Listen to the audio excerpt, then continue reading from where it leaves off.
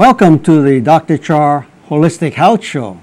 Today we have a really special topic that is endearing to me as well as the public now. They're really concerned about our soldiers. And so we're going to be talking about post-traumatic stress disorders. Okay? And we have a special guest here, Colonel Will Haynes. Colonel? Thank you very much, Dr. Char, for having me on your show. My name is Bravo Hawaii Colonel Will Haynes, and I have a television show, Veterans Talk. We're on Wednesday, 8 p.m. on Channel 52. Doc, your show is usually on about 6 o'clock on 52, and then I come on about 8. Good timing. And I'd just like to thank you for having me, and I'm sure our veterans appreciate everything that you're doing in terms of just bringing more awareness, especially from the public, about the issue of post-traumatic stress disorder. Thank you.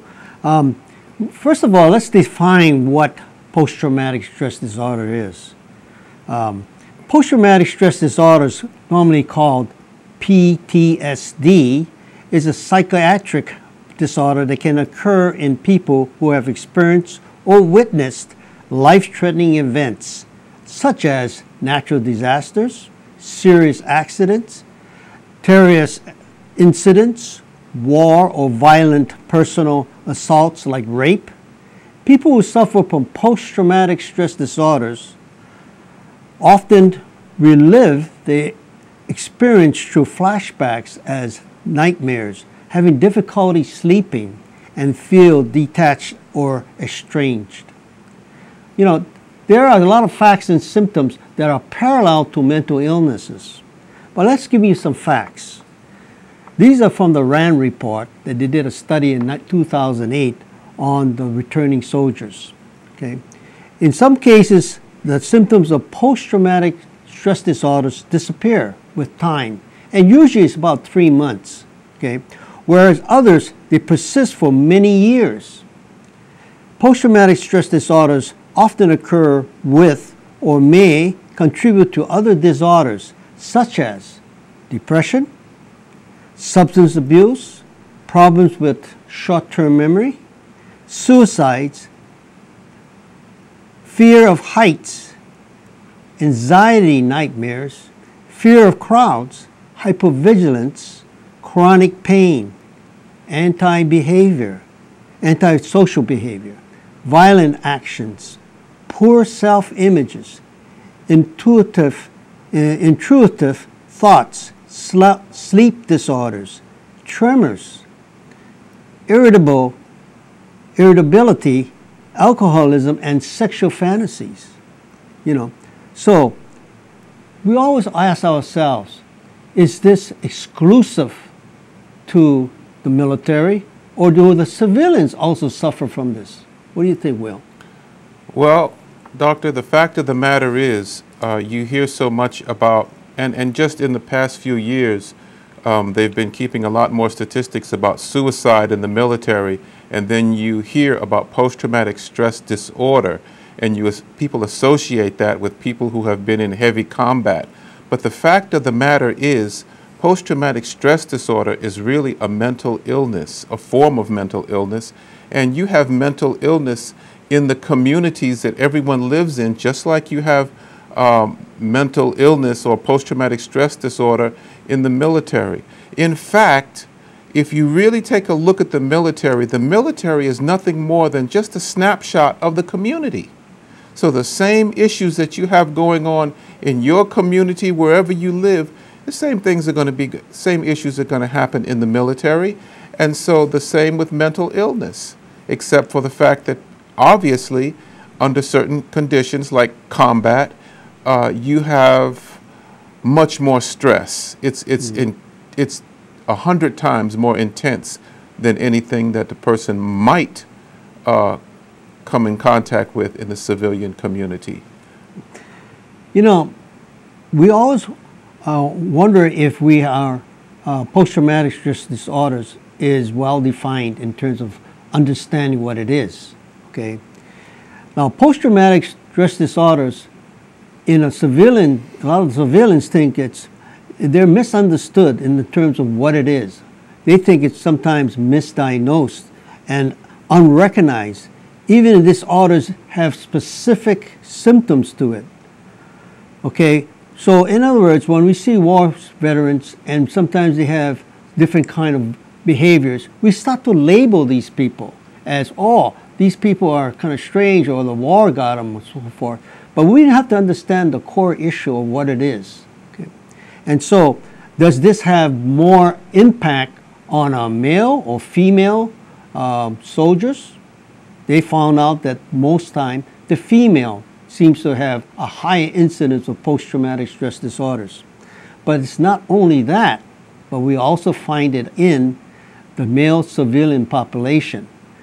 Talk about that, about people coming into the service. Well, the fact of the matter is that lots of times a person can be under a tremendous amount of stress before they come into the military. And in fact, they could have been involved in horrific events.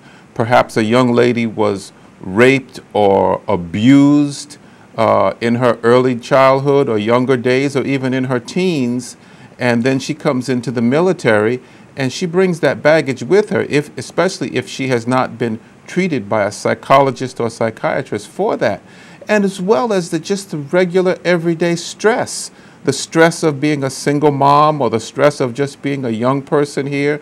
Maybe there could be some drug abuse. There are 1,000 little stressors that just keep getting stacked and then stacked on that person, and more and more and more. And then sometimes a person might feel, hey, look, I've lost my job. I know I'm going to lose my apartment pretty soon. I may even be losing my car.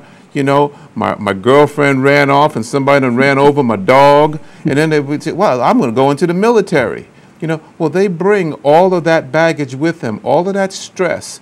And you might not think of it as stress, but the fact of the matter is you keep that in your mind. All of that stuff affects you. And then you go into the military, and a simple thing like basic training, which is basically learning the military's language, you know, it's usually a happy time.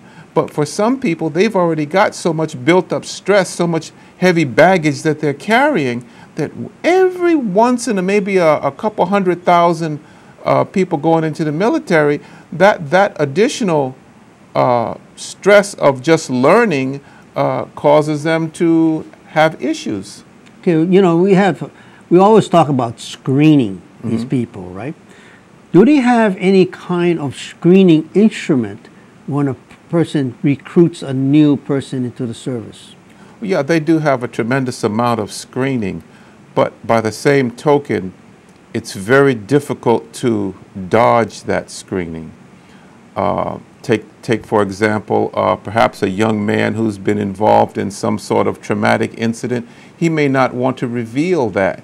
He may not want to tell the recruiter that he's been involved in a rape incident where perhaps he was robbed and beaten, and that could be a very traumatic incident. Maybe the guy was pistol whipped or raped or robbed, or he witnessed it, or that someone raped his girlfriend, or some traumatic incident, and he doesn't want to reveal that. And of course, the military has no way of delving into his mind, you know, to find out how actually mentally strong this person is. So usually what happens is during basic training, well, I'll not say usually, but every now and then a person may break down during basic training.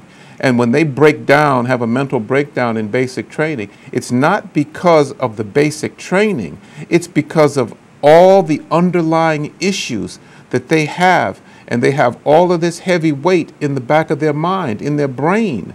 And the brain has to deal with all of this on a daily basis. So you can have 100 people go through basic training, and one guy during basic training, for whatever reason, or it could be one gal, might just throw his hands up in the air and start crying and say, I can't take anymore, I can't take anymore. And everyone else said, well, what do you mean can't take anymore? We're all taking it. It was just no big thing. But the fact of the matter is that one person is carrying that baggage. He has so much stress built up inside of him that basic training then becomes the straw that broke that one camel's back. And it's very rare, but it does happen. So if that's happening, then we should perhaps getting more of a a screening instrument to see this new enlistment in, because basically, like you said, we don't really know their background. That's it. And we accept them as soldiers, and you know, some of them maybe they don't have any kind of guidance at home, or they want to get away from the gangs, or they've been picked up in school and things like that, and they carry that over, and they live in the barracks together. Mm-hmm. And then they're under stress for about a month for basic training. 2 months. And 2 months. And then somebody's on them all the time, right? They got a lot of stress going on. Maybe they're living in quarters together and somebody's picking on them, something like that. That can break a person if they don't have a strong constitution. Now, what I'm talking about that, perhaps they don't have anything to guide them. We talked about the faith. Mm-hmm. You know, anything to guide them, and they go in there with no sanctions or no rules, and they think they can do anything. Well, that's very true. I've noticed that people who are strong in their faith, they seem to have more fortitude. They're able to deal with more pressures. It's just my opinion. I'm not a psychologist or psychiatrist. Just from the things that I've seen, I help a lot of homeless veterans who are out in the street. We try to get them in our organization. You know, we try to give them a hand up. It's not a hand out, it's just a hand up. And we try to get them back into the mainstream so that they can become healthy, happy, tax-paying citizens. But many of them I've seen who are strong in their faith, whatever that faith is, they have God in their lives. They seem to be stronger. They seem to be able to withstand the normal storms that society throws at them, whatever the traumatic incidents are.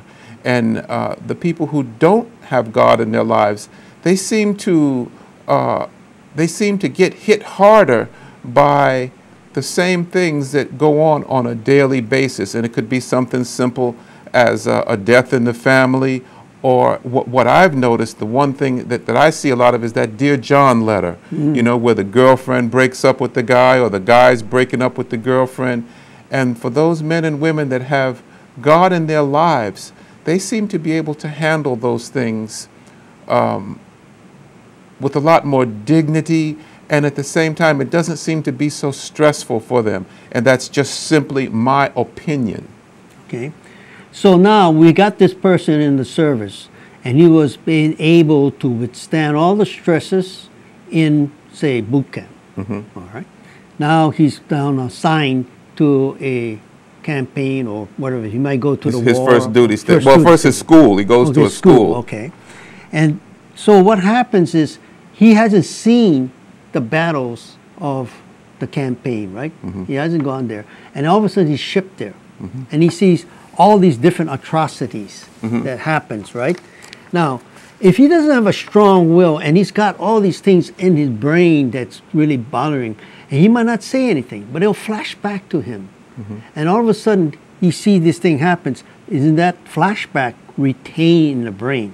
Of course. In terms of nightmares, maybe he might see that. Or not everybody has nightmares, but some people say, oh my goodness. So what happens? Sometimes they go out and try to forget about it through what? Drinks, drugs, sex, things like that, which they maybe they didn't do at home. And it's a different kind of version of that. Well, they're out of their comfort zone. They're out of the comfort zone. Then they come back to where the environment's different again.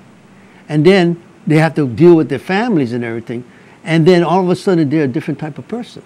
Well, first of all, you got to realize that only about less than 20% of the people that go into the military actually see any type of combat. It's only about 20% of the people in the military that go into combat. Basically, infantry, armor, special forces, things like that. Okay. You know, your other personnel are just there in support. Like, if, for example, the Air Force, they support the pilots, but the Air Force personnel, for the most part, don't go into combat. The Navy, well, they're aboard the ships, but they're basically not in hand-to-hand combat. So basically, you're talking about infantry units and, of course, the United States Marine Corps. That's the tip of the spear. And the Marine Corps is a little different because they're always ready. They're ready to go on basically about 48 hours notice. They can go anywhere in the world.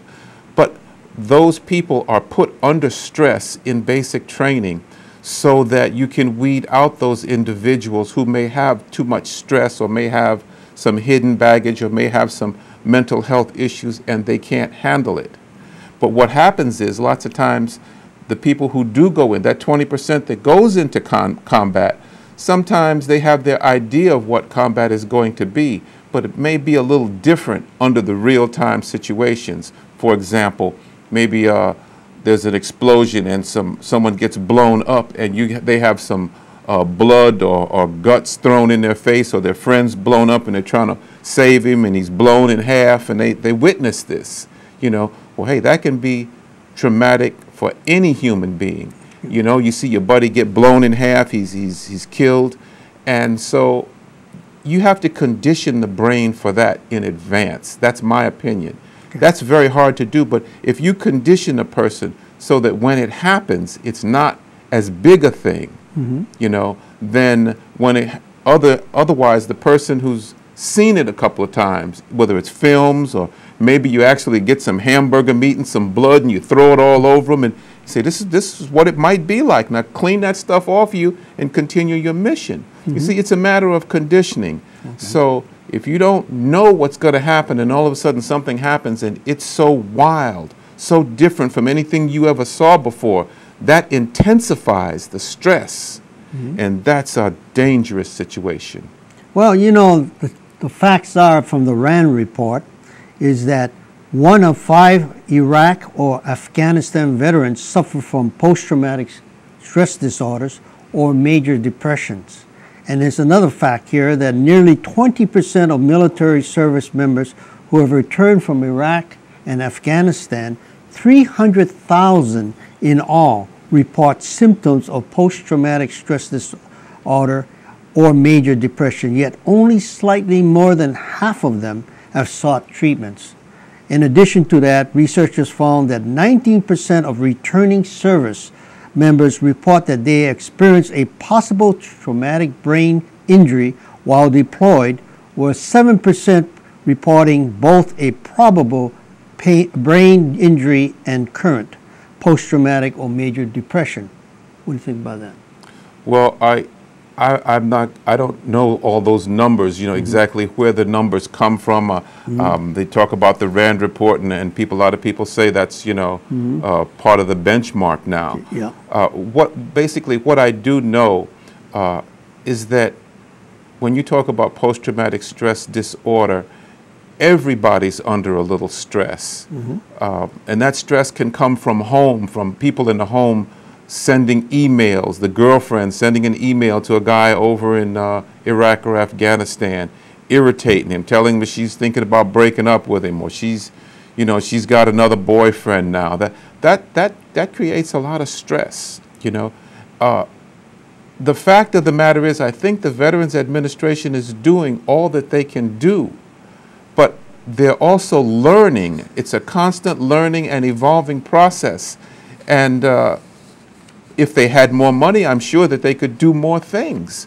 But when you look at what they're doing and what they have, I think they're doing all that they can possibly do. It's just that I think we have such extraordinary times now where we're learning more and more about what post-traumatic stress disorder really is. You just think from World War II, they used to call it shell shock. You've always had this. It's always happened in wars as far back as the Romans. They've had this type of shock where people were, not themselves when they came back from battle. But now, how do you deal with that? How do you get this person acclimatized to society again? And we're learning how to do that. And one of the things that's really alarming is that they said that many service members do not seek treatment for psychological illnesses because they fear it will hurt their careers. And they even have mentioned that, and a lot of articles are coming out in terms of Time magazines and all the reports from the facts from Veterans Affairs, that some of these soldiers are afraid to discuss their problems with even their chaplains because they fear that it might prevent them from getting a promotions. If the commanding officer hear about it and they get released, or they don't gotta get benefits. So I'm sure that the current administration right now, under Dr. General Shinseki and the caucus, trying to get a funding. In fact, they got funding to help these people correct this problem here. You ever heard about that? It's only human nature. If you've been in the military for 15, 18 years and you got another couple of years to retire, you might not want to do anything that might interfere with your retirement, get you thrown out of the military or released from the military after 18 years and you only had 20 years, or you only had 2 or 3 more years to go. That's human nature. But we have to also make some adjustments so that the person doesn't have to be afraid of being released from the military, and perhaps everybody could be screened for post-traumatic stress disorder. Maybe there's some things that are outside the box now. You know, maybe you can do some kind of a holistic thing. I don't have all the answers, but what I do know is that we have to give the respect that these people have earned to them. If you've devoted 10, 12, 15, 20, 30 years to the United States military, in my opinion, you are an American hero. And people get after me all the time because I place them on a pedestal. I all but worship our military personnel because they're protecting my family. If it wasn't for them, I'd probably be speaking another language now. So I want the government to make sure to give them some insurance so that their careers are not at stake, so that they can come forward and say, look, I'm having a little problem sleeping at night. I'm having some nightmares or something, and they can seek that help without fear of losing the benefits that they have already earned toward their retirement. I hope I explained that correctly. Sure, and another thing too is that, you know, we're constantly trying to get better screening instruments, right? And with modern technology, there is a way. We've developed that, and now we're going to be implementing, hopefully, that into some of the what we call control studies, where we have these high technical instruments that we can actually find out early intervention where the person might have some kind of behavior problems or worried about something things, and how we can correct that. And an early intervention, and even if they come back and do have a problem, we can also help them with that, you know. So yeah, we right now, from what I understand, it's that they have a screening device right now that there's a questionnaire, and if you fall within that certain parameters, they say, oh, we're going to send you to another person who's personally trained for post-traumatic stress disorder, and we're going to see if you qualify for further treatment. And if you do, the current treatment, they say, is 1 hour of 8 visits, and those 8 visits might grow into support, and they might go into counseling and so forth. But is that really inclusive of all the things that come out of stresses, like can get diabetes, the associated diabetes with that, some of that that's happening, heart problems, okay? All these different stresses that causes the different kinds of disorders in the body are not sometimes addressed because they are focusing on perhaps on one psychological aspect of it. So you have to look at the whole body, and we are developing things like that to look at the whole body as a whole. And that's what we call complementary medicine. Well, what I would like to see done personally is I would like to see each and every person coming back from Iraq or Afghanistan, I would like them to assume that that person has post-traumatic stress disorder, and then go from there, so that rather than wait for someone to step forward and say, I have this, I think that they should assume that everyone has it and then screen back the other way.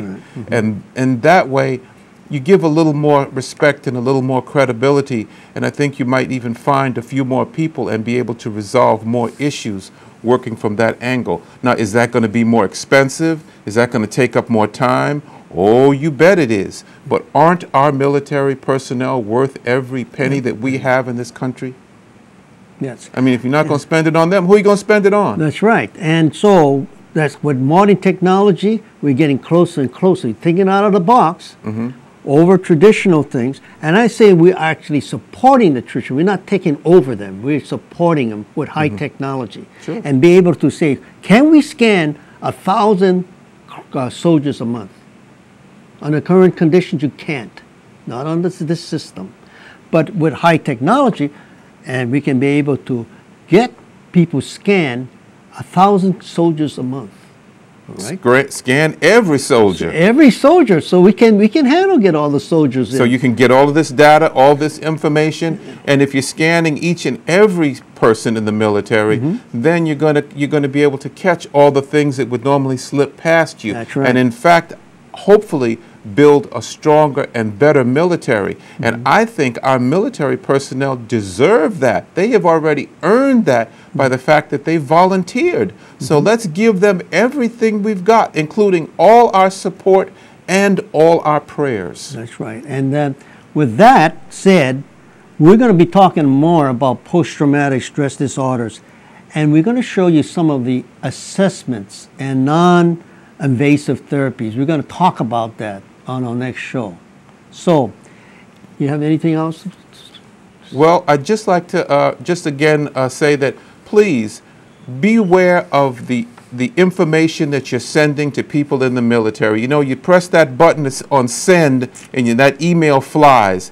But just take a day, take 48 hours and think about the information that you're sending them before you press send. Above all, make sure you thank them for protecting you and your family.